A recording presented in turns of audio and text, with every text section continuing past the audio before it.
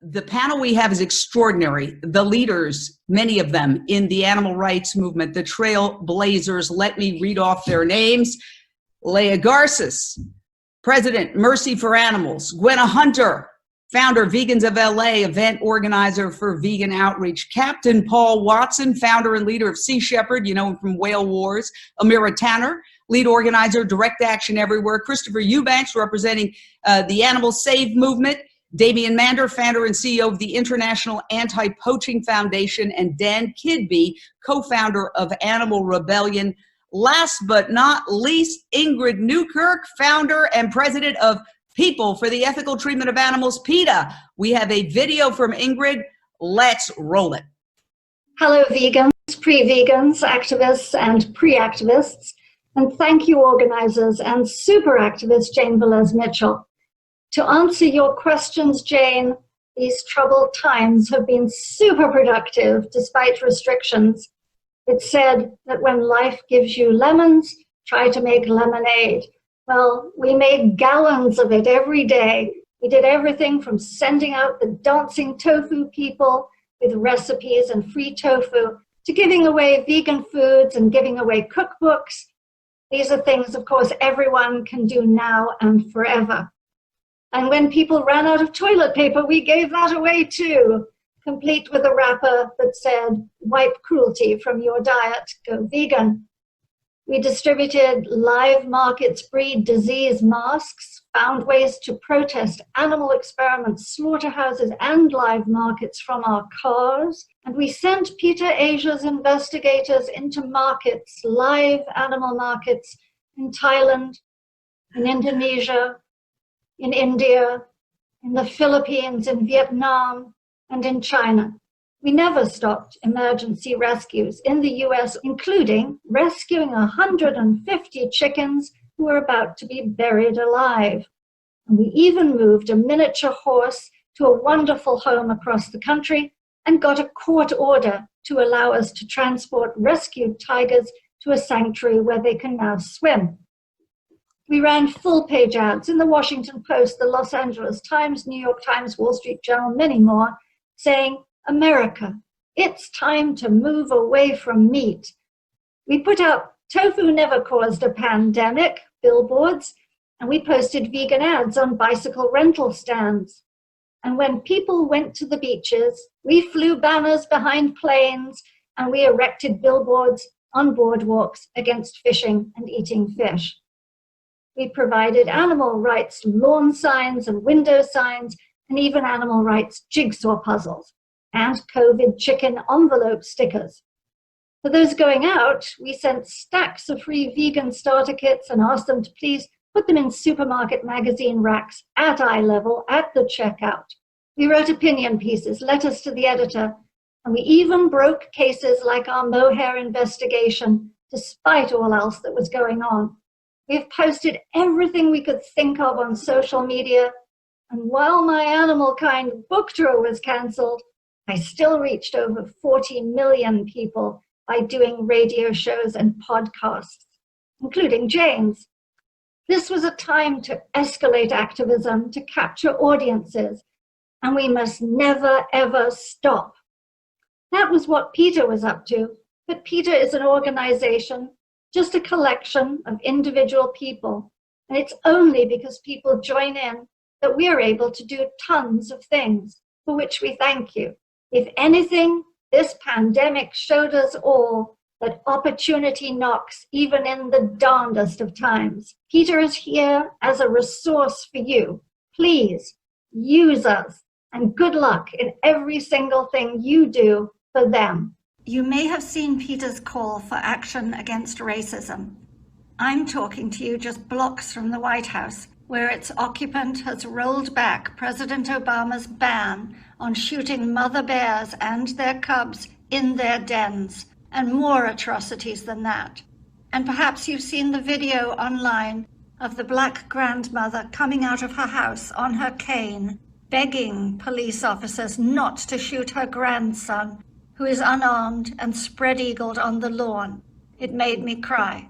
We can't have any of this, any more than we can have animals treated like disposable stuff. That's why I urge everyone to join the peaceful protests, to have us stand together against all cruelty.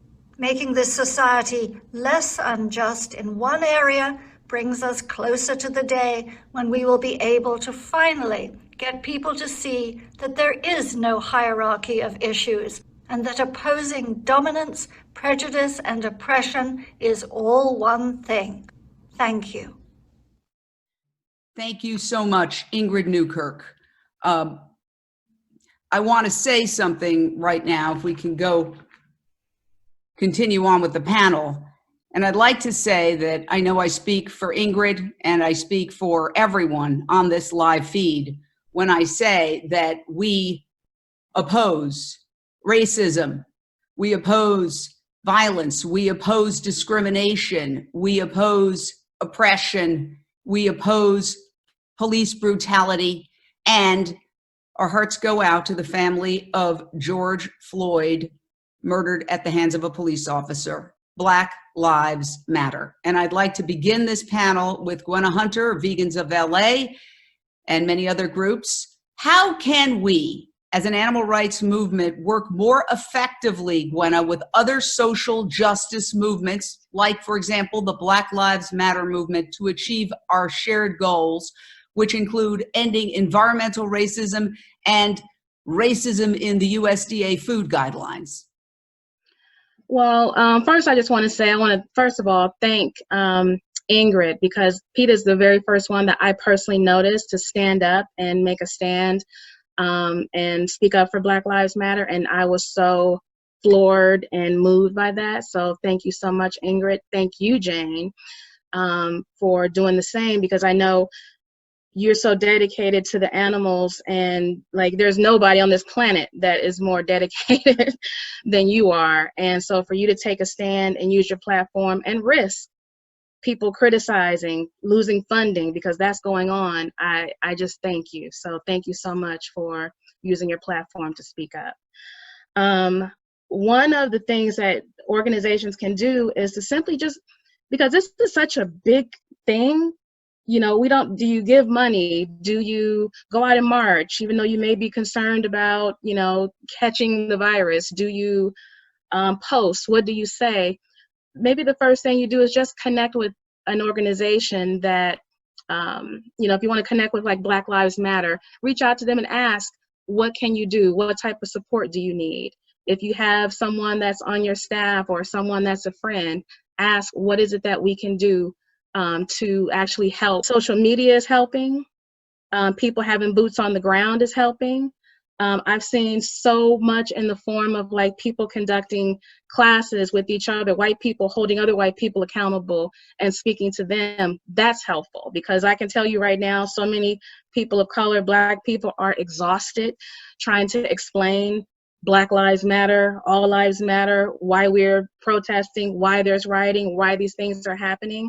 So just reach out to your community and find out the different ways that you can help. There's no thing that's too small that you can do, because this has to be tackled from all avenues. Just as animal rights activists, sometimes we fuss and fight about what the right way is. There's really no right or wrong way. This thing has to be tackled in every which way. Press, media, in person, classes, conversations. I'm doing something now where I created a group called Vegans for Black Lives Matter, and we're figuring it out, but I definitely know that I want to use that platform for healing. And so, and healing for Black people and white people. We need like a national day of apology and forgiveness for each other, so that we can, you know, come together and just at some point be able to, well, I won't say at some point, we are creating a new world right now. It's happening right now. And as we're creating this new world, compassion is key. Empathy is key. Love is key. Yeah, I could go on and on. You are an inspiration. You came up with the idea of Vegans for Black Lives Matter. You can find it on Facebook. Brilliant. And I know it's taking off. I want to go to Leah Garces, president of Mercy for Animals. COVID-19, obviously the other big issue in the news. They also intersect slaughterhouses, in the United States and globally have become epicenters of the COVID-19 virus. Workers, primarily minorities, immigrants, people of color, slaughterhouses being forced to go in, and they are dying, they are getting sick, they are also infecting their communities. Is that another area where we can come together and work for our shared goals to shut down slaughterhouses, for example, Leah? Yeah, absolutely. I think, like Ingrid said, we've been very busy during this time, despite the restrictions. And one of the things that came to our attention very early on was that the slaughterhouses are hotspots for COVID-19 infection, as you pointed out, Jane. And while the rest of us are standing 6 feet apart or in our homes, people are going to work every single day, standing shoulder to shoulder. And 44% of those people working in slaughterhouses are Latinx and 25% are Black. So this is definitely a system that relies on oppression. It relies on people who are oppressed. They have little choices, and especially some of the Latinx community are having real lack of access to legal or healthcare for various reasons. And we saw that, and you know, I have been making the case, and really as an organization, one of our foundational goals is to work with non-animal rights allies to make progress, because I do not believe that we can achieve change and ultimate animal liberation without that happening. And so we've been working with LULAC, which right now we're in conversations with. LULAC, if you don't know, is the League of United Latin American Citizens. It's one of the largest Latin American organizations in the country, and it's 91 years old, and we're creating partnerships. And I think it's through those partnerships, because that we will have breakthrough progress. We will really, when we work with other movements, when we work to take apart systems of oppression, because all of these oppressions, they rely on a mindset of domination and oppression. They rely on that mindset, whether we be talking about Black Lives Matters, or we talk about workers' rights from those populations, or we talk about animals. It's all part of the same framework, and it relies on that. So we have to break through those mindsets, and we have to work together, and we will make more progress when we are able to do that. And there is strength in numbers and strength in uniting our coalitions. Almira Tanner of Direct Action Everywhere, farmers have been, quote unquote, depopulating the animals they've raised because there's a bottleneck, because some of the slaughterhouses have been shut down due to them being the hotbeds of the coronavirus. Farmers now, this word depopulating, sometimes described in the news media as euthanasia, nothing could be further from the truth. Some of the most horrific video anyone has ever seen has come from those who have gone in and seen these animals literally being roasted alive. You guys, DXC, on the front lines, what can you tell us? Yeah, thanks so much, Jane. And we had a team of investigators travel to Iowa as soon as we heard what was going on because of the supply chain disruption. We had a really, really brave whistleblower who is still remaining anonymous for fear of repercussions, kind of like what Leah was mentioning, reach out to us and say, hey, things are really bad here. And so we sent a team over to Iowa to try to document as much as we could and try to help as many animals as we could. And we were able to place hidden cameras as well as audio capture in a barn where they are doing what kind of sounds not that bad, ventilation shut down. It's a little bit of a euphemism, but when you hear about what's actually happening, it is cramming animals inside a barn, shutting down the ventilation and pumping in steam to raise the temperature to 150 degrees, and animals slowly die. And this is deemed humane by the AVMA because there are no other options to kill animals in mass. And because the alternative, which would be individually shooting animals in the head, as we know, also not humane. There's no humane way to kill animals, but they realize that that would be too traumatizing for the workers. And so it's just painfully obvious here that this is a system that is just completely broken. Nobody wants to kill animals.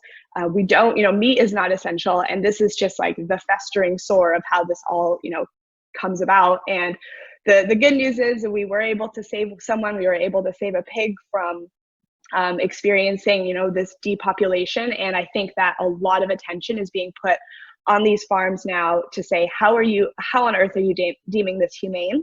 You know, we have now the investigator facing felony charges for this investigation, which I do believe is going to allow us to continue this story and create more attention around it, as well as continuing to work with the whistleblower who is still working for the farm and still in communication with us. So I hope that we can do more to essentially shut this practice down. And a lot of eyes are on Iowa Select Farms and on Governor Kim Reynolds in Iowa, who is taking hundreds of thousands of dollars from these farms. So I think it's just a great example of how this entire system is messed up and how so many people now are realizing the horrors that animal agriculture causes to humans, to non-human animals, and to the planet.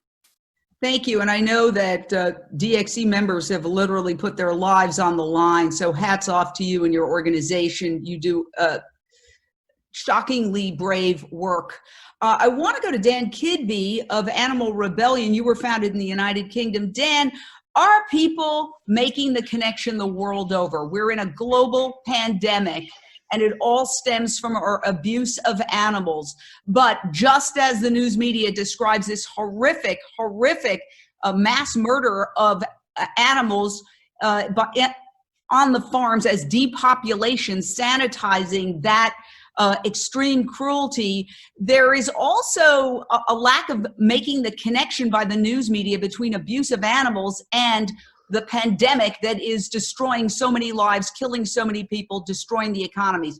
Is there a way to make the connection more effectively, Dan?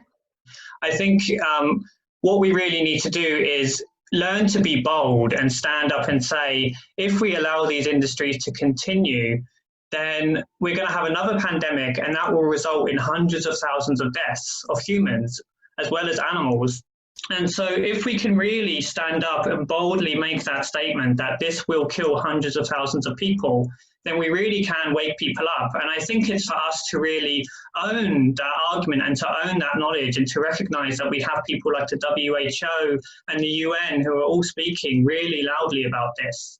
And we've seen through the social movements of like the last couple of years with Extinction Rebellion and Black Lives Matter, that when people really step into their power and step into their truth and speak it loudly and take actions that are proportionate to the risks that we are facing, and by that I mean risking getting engaged in civil disobedience and disrupting the status quo, then we can really achieve that shift. I think the environment is really primed right now with coronavirus and all of the reflection that that's entailing within people all over the world, that we really can achieve like a massive consciousness shift. Absolutely, and I hope so. I hope this is it happening right now.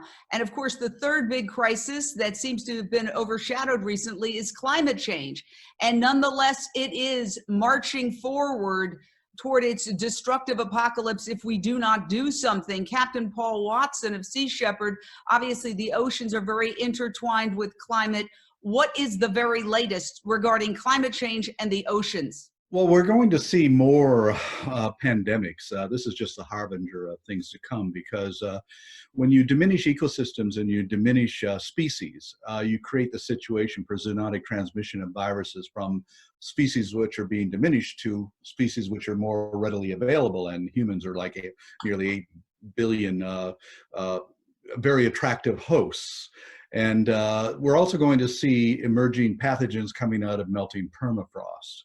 And that's already happened. There was a case of anthrax that affected reindeer and also affected people. But this is going to be more and more. So I'm surprised that it hasn't happened earlier. And so it is directly linked to climate change. And if people would just simply address the reality of climate change, you know, we can get to the bottom of a lot of this. But, you know, for one of the things that I've been saying for years is that in order to protect the life support system of the planet, which is the sea, we need to shut down all commercial fishing operations like today, all of them. There's 4 million fishing vessels out there. 40% of them are illegal, and they are strip mining life from the ocean.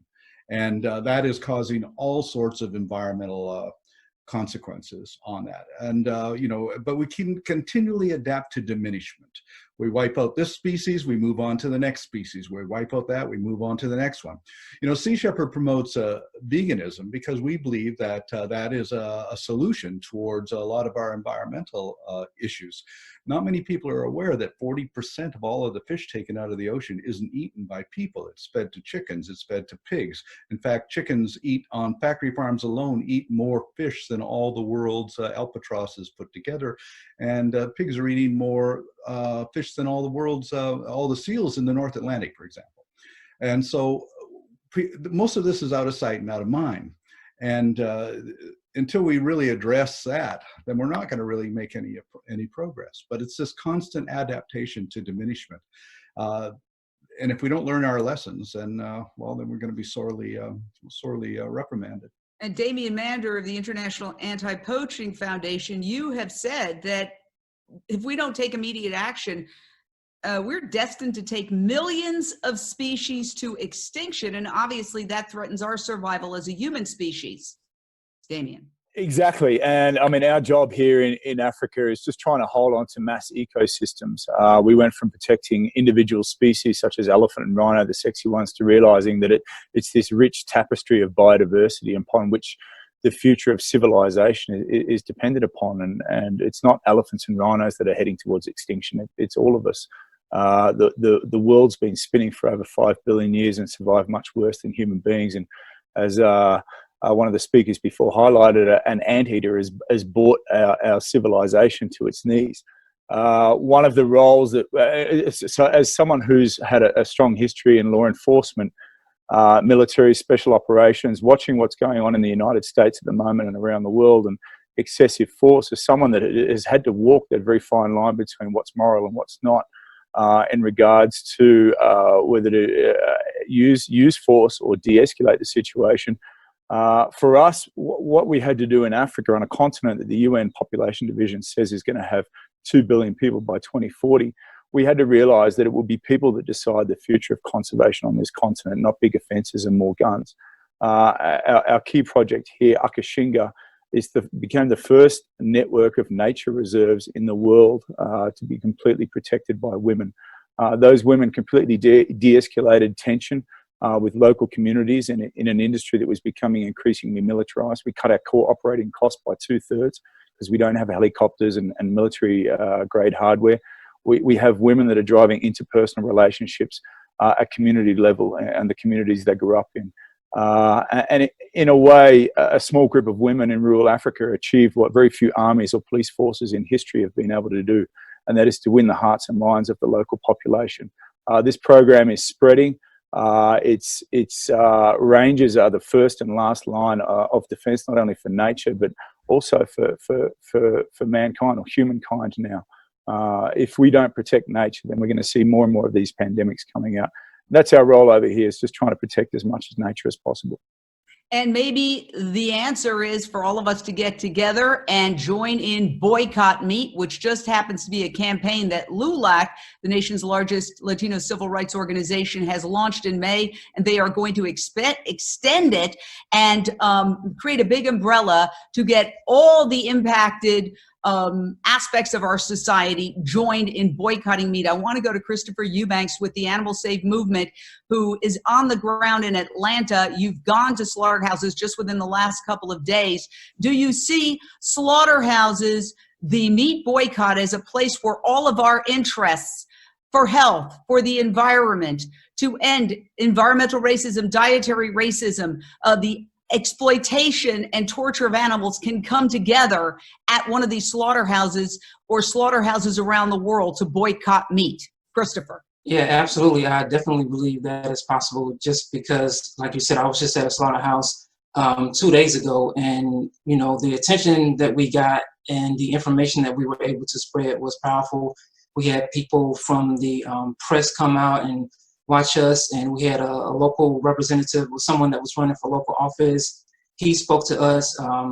It was really powerful because a lot of people didn't know. We had a lot of people of different ethnicities, different races, ages, kids. It was a real powerful experience to have so many people to come together. And I think a couple of the people on the panel earlier were discussing how, well, I think Leah was specifically talking about the Latin union workers, and they were a part of what we were doing because we were out there showing the people that were passing by the slaughterhouses, Latino and minority workers in these facilities, and how that, you know, they are being oppressed in these situations also. And a lot of people hadn't made these connections, how eating animals are having a real vast, strong impact on our society as a whole. So simply by getting this information out, letting more people know the truth, then we can start to make some real change. And by boycotting these animal products, that is definitely one thing that I see a lot of the youth getting behind. Like, you know, just watching Vegan Evan earlier really gave me so much inspiration. And every time I'm around him and around other activists that are younger than me, it makes me feel like, oh, wow, I still have so much more to do as an activist myself.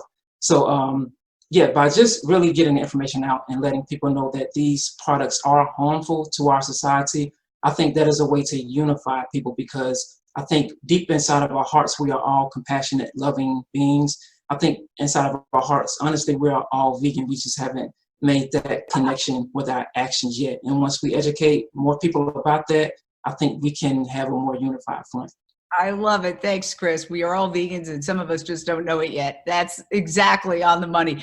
Leah, Garces, you with Mercy for Animals are working along with other organizations like the Rowdy Girl Sanctuary. I know you've teamed up with them to help farmers transition. Now that farmers actually have to come face to face with what they're really doing, killing animals, as opposed to just waving them goodbye when they get on a truck. And we've heard from DXC the horrors involved in this so-called depopulation. Do you think that that's waking farmers up and accelerating their desire to transition to plant-based farming? Yeah, I do. And I think being faced with that reality is a wake-up call for a lot of farmers. And we're talking to a lot of those farmers. So we have launched a program in November called Transfarmation. And it's all about giving an opportunity to farmers, to factory farmers, to transition away from factory farming, from animal agriculture altogether. So one farmer we worked with in West Virginia was the first one to really show us how it could be done. And he was raising chickens for Pilgrim's Pride. And I had done an expose with him that ended up in the New York Times. And he gave it up altogether because it turns out these long warehouses are very good for something else. They're hemp. He was growing hemp in there now. And now I'm working with Craig Watts. Craig Watts worked for Purdue. We also did an expose on the cruelty that was happening within his chicken farms. And he was a whistleblower. And he's now working with us on mushrooms. And he had 4 warehouses. And now a fifth of one of those warehouses is we're going to use to make mushrooms. And that's going to make him more money than those 4 warehouses ever could. And I think part of, for me, the mindset of this is coming in, you know, I think I live in Atlanta with Chris, and I totally support where he's coming from. And we have to come at this problem with compassion in our hearts for everyone. And so that means these farmers, and they're living in some of the poorest counties in rural areas of America with few job options. So let's come to the table with solutions. Let's construct a better food system. Let's be constructive activists. And I am a big proponent of that, no matter where we go and whoever we work with and however we solve the problem. As Dr. Silas Rao, one of my heroes in the focus of Jane Unchained's film Countdown to Year Zero, said, they're factory farming all of us. They're factory farming the farmers. They're factory farming the consumers. They need them to get sick to sell them the pills. These farmers are put in onerous loans.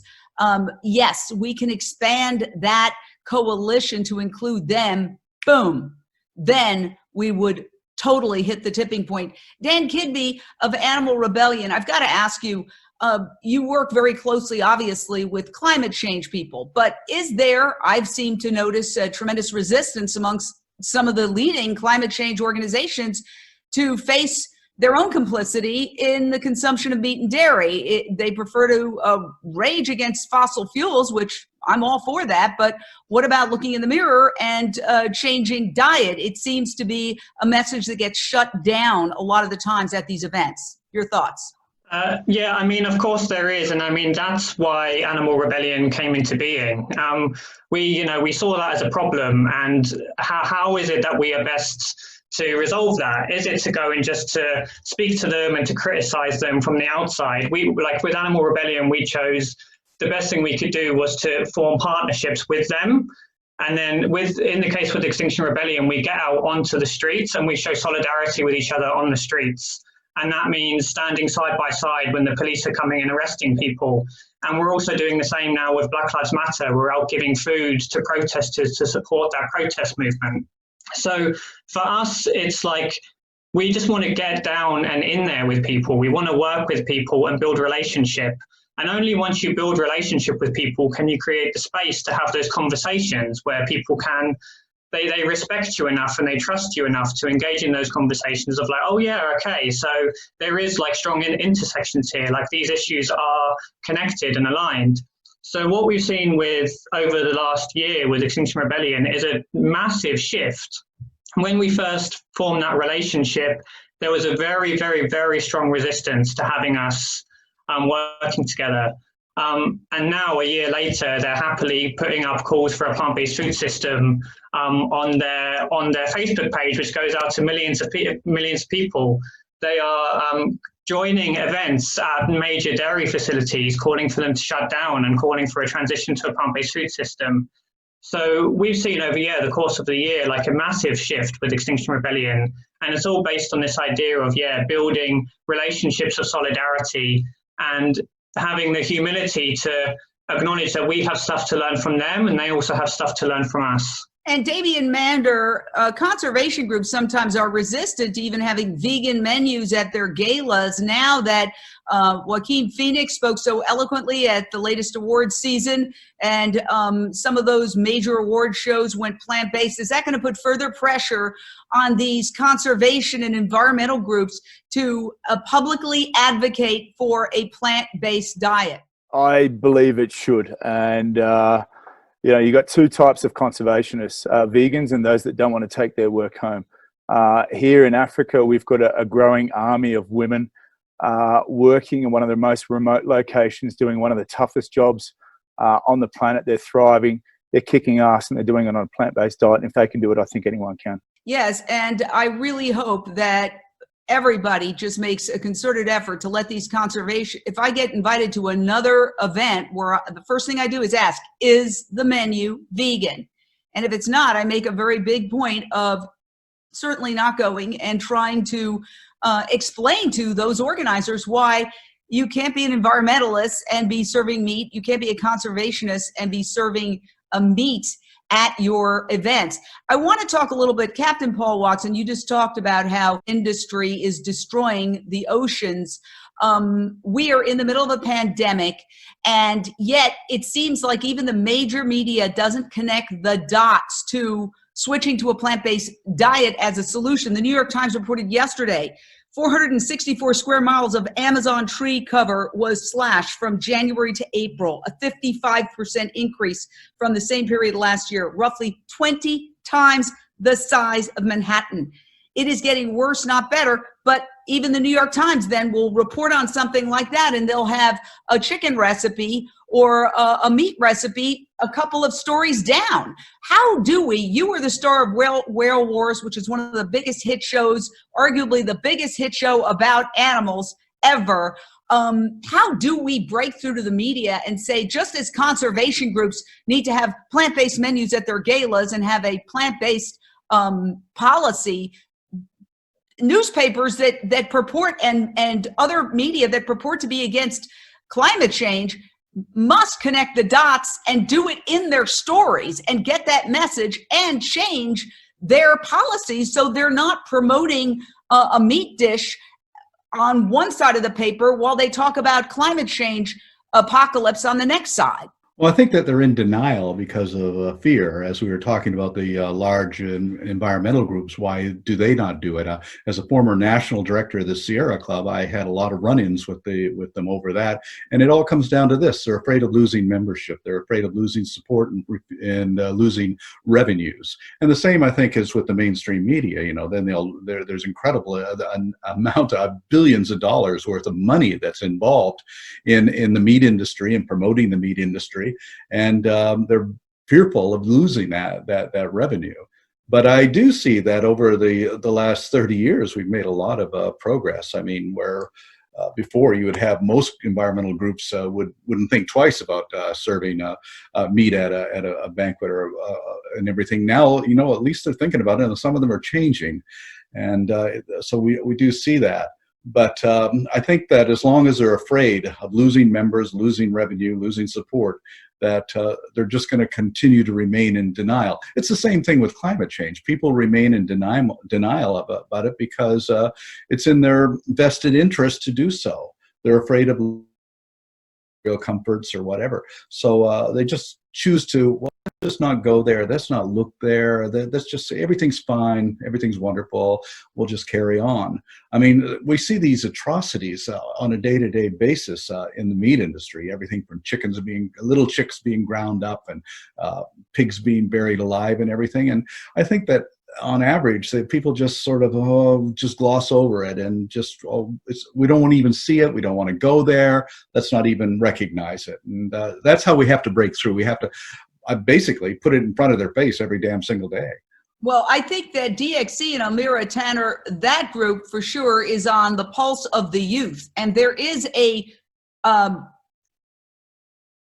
would say, a divergence. The older generations that are still getting conditioned on television and getting those meat, dairy, and pharmaceutical commercials, but younger people do not watch television anywhere near as much, if at all. They're not as conditioned.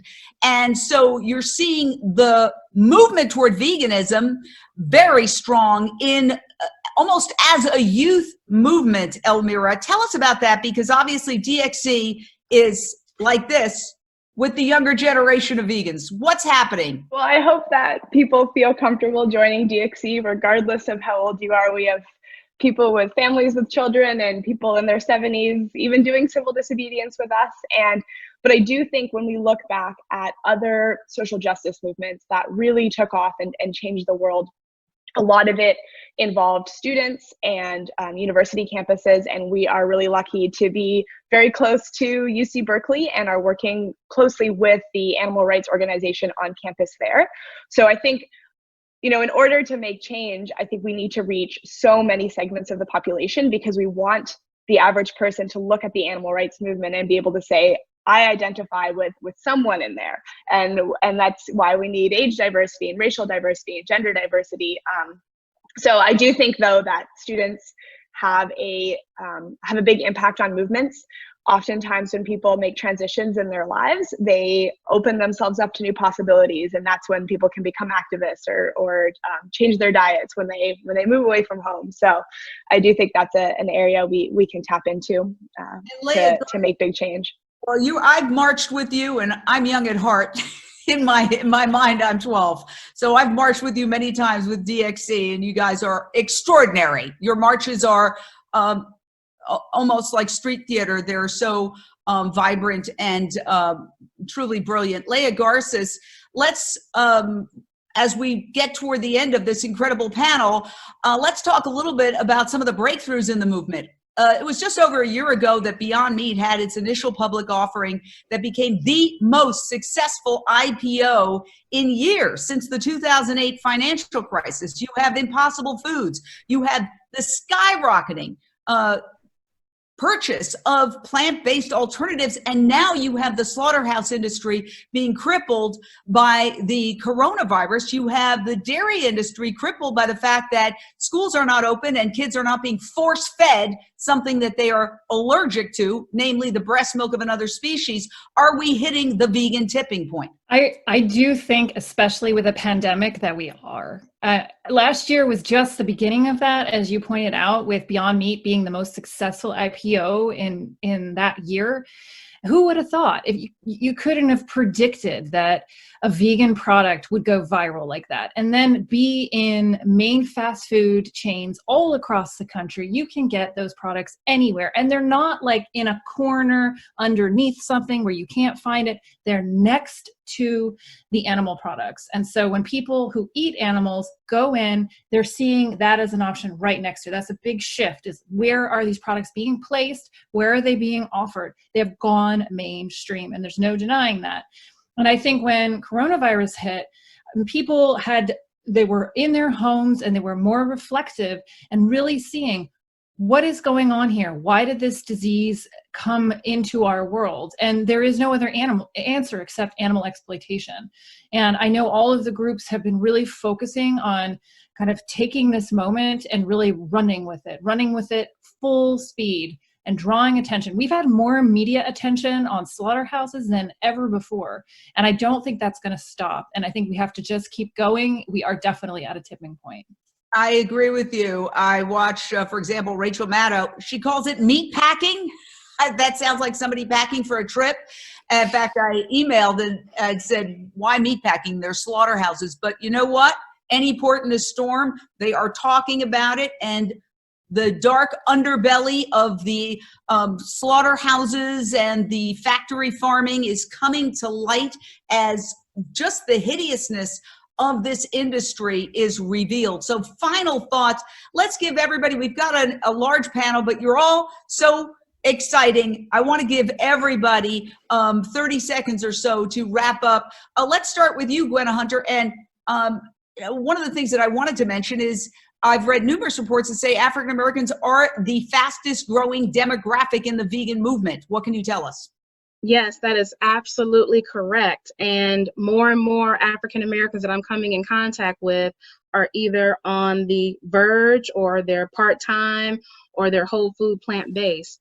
This is probably the most phenomenal year I've ever seen as far as veganism is concerned. And unfortunately, with the corona hitting and everything, that's sad. But then the up point is that there's less meat. At least at some point, there was less meat out there. So people are consuming more and more plant-based products. Optimistic that in our lifetime, in my lifetime, I actually think for the first time ever that we will eliminate animal agriculture in the next decade. So I'm very optimistic. From your mouth to God's ear, and she heard me. A Vegan World 2026 has said it. We're going to create a vegan world by 2026. And yep. I know we can do it. You know what? Yes, we can. Yes, we can. To achieve something, you have to set a grand intention. And we have set the grand intention of vegan world by 2026. We can make it happen. One of the things that I want to ask is, let's see here. We have such an incredible panel. Captain Paul Watson, your final thoughts, sir. I just want to add that we have 3 ships working in African waters right now. And part of that is that women in Africa have a hard time getting sea time on ships because of gender discrimination. So we're bringing a lot of women from African nations onto our ships to get that sea time. We're also intercepting a lot of vessels which are virtually crewed by slaves. And so we've freed quite a few slaves over the last 3 years. These are Chinese vessels primarily, but we board them. We find out that these people are working and not being paid for it, and then we have the authorities repatriate them back to the places where they haven't been able to get home for years. And on top of that, we're shutting down poaching activities. We've intercepted and seized 52 poaching vessels in African waters in the last year, and I think that's making a significant difference because it's serving as a deterrent to keep them many more out. Dan Kidby of Animal Rebellion. Yeah, thanks for this panel. It's been great. What I want to say is just to the importance of not getting too complacent on this. I mean, as veganism is increasing and as people are reducing their consumption and eliminating their consumption of animal products, we're seeing around the world the numbers of slaughtered animals rise. And that's happening in every country, even in the countries where veganism is taking off the most. So I think for all of us, it's really important to have that sober look at the situation. I strongly believe we can do this in 10 years, but I think in order to do that, we need to both combine the approaches of pushing for individual change and also pushing for structural change. Because if we can't be changing the laws and the institutions and the policies, then we're not going to be able to get liberation for animals. But I really think we can do this in the next decade.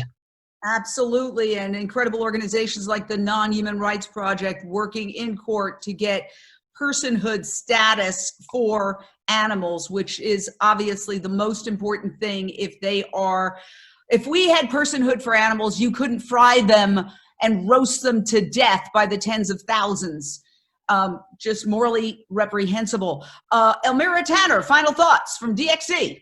Yeah, I guess just to human back a little bit on what Dan said, if there wasn't enough evidence already about like the importance of mass protests, just all of the Black Lives Matter actions that have been happening in the last week, 10 days, reinforce like this, it works. Like everyone is talking about this issue, actual changes are happening, and the demands that they're making are systemic.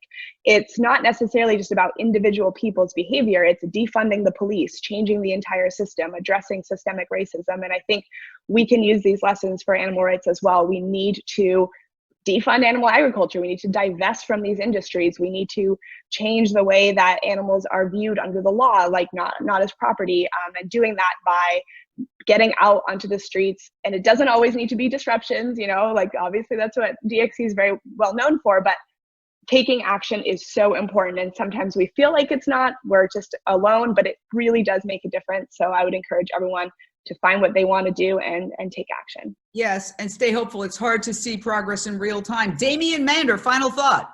Yeah, thank you. And just to add on to that, if I could say one thing to everybody, and thanks very much for having me on, keep having your conversations. I know it's very frustrating. I know it sometimes feels like we're speaking to a brick wall, but it's not. The conversation you have today may feel as though it's falling on deaf ears, but it adds up over time, and it may take a day or it may take a decade for someone to change. But once the shutters come up, they never go down again. So never give up. Thank you very much, everyone. Beautifully, beautifully said. Christopher Eubanks, Animal Save Movement, final thought. Yes, so I think what we're seeing right now is that people are starting to realize that oppressions are linked and that we're going to need everyone to help and support each other in all of these different fights. And that's why it's so important for us to have different voices, different experiences, different ages, different walks of life to help support each other, because it's going to expand how effective we can be. When we help others, we ultimately end up helping ourselves, because honestly, how we see others and how we treat others is a reflection of how we treat ourselves. So if we look at other movements and don't think that the suffering that applies to them we can relate to it, then we're kind of limiting our compassion and our humanity. So I'm optimistic about what's happening right now, because I do see a silver lining in us coming together and us being more unified and helping each other with our fights. Thank you so much for that. And I want to end by talking about a couple of exciting things that Jane Unchained is doing. We are working with a software developer. We have just launched Plant-Based Neighbor. I think you can put up the graphic there, plantbasedneighbor.com. Some people have likened it to Nextdoor for vegans. Get to know vegans in your neighborhood. This is super important because in this time when many are isolated, vegans might feel more alone even than the next person. So sign up to plantbasedneighbor.com. It's in beta testing right now, and soon as enough people sign up, we're going to launch it as an official app. This is exciting. We need to create the vegonomy. And also I want to tell you about New Day, New Chef on Amazon Prime. We are about to launch season 2.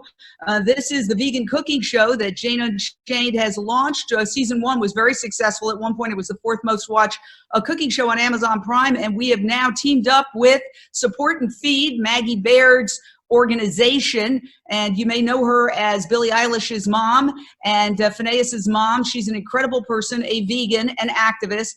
And she has this organization that is designed to keep vegan businesses, vegan restaurants running and feed those in need. So when you go to supportandfeed.com, you can donate to a vegan restaurant. They cook the food, and then Support and Feed takes it out to senior centers, children's organizations, first responders, anyone who is in need during this crisis It is a perfect example of synergy, keeping vegan restaurants open and at the same time helping those in need and showing that our compassion extends. And so supportandfeed.com. You can go there, you can give to your favorite vegan restaurant, you can just give a general donation that will go out to the vegan restaurants. You can also start a Support and Feed chapter in your own city. We need to keep the vegan restaurants open. That is crucial to our mission. So try to support them in any way you can. I do Grubhub, and I get from the New Delhi, which happens to be the closest vegan restaurant to me, and I've been ordering in whenever I can from them and some other vegan restaurants. But Support and Feed is great, and we're just about to launch season 2 on Amazon Prime with Support and Feed. We've got some extraordinary co-hosts that we're working with, some real stars. I don't want to give away any more, but it's going to be very exciting. So I do hope that you check out New Day, New Chef on Amazon Prime. Thank you so much. I am honored to be a part of this panel, to have moderated this panel. Again, I've been here in my home for quite a while. Luckily, I have 4 dogs and a cat, my companion animals, who are emotionally supporting me. But this event is extraordinary. It gives me hope for our world. If we could just take the energy and the compassion we have here and expand it the world over, I think our problems would be solved. So I'm going to send it back to Gabrielle. Gabrielle, thank you so much. Thank you, incredible panel. I love you all.